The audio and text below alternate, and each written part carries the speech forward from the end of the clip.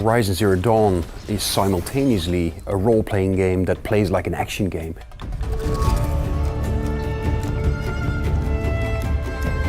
We're known for our first-person shooter series, Killzone, and well, storytelling in an open world and in an RPG is not something that we had done before. But I think all of us, we really welcome it as just a wonderful opportunity to create something that's so fresh, so new. It's a wonderful challenge for us.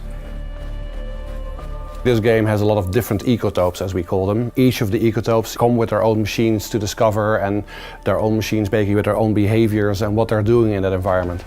We've shown at E3 basically our sort of more foresty, fall-like environment, but we also have deserts in the game, we have high mountain peaks completely covered in snow, we have jungle in the game, we have loads of different environments, and of course a really big part of it is also the ancient ruins that we have in the game, which are again a completely different sort of atmosphere and setting.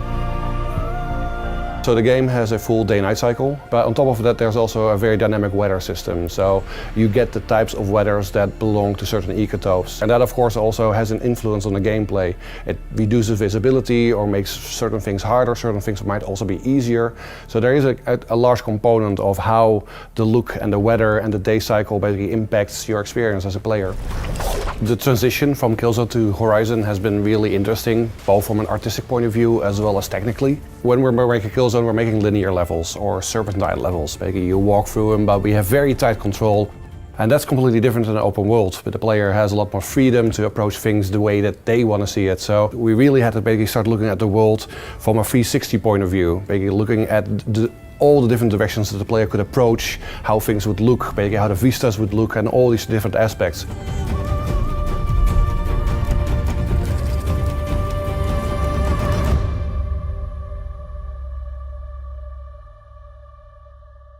PS4 for the players.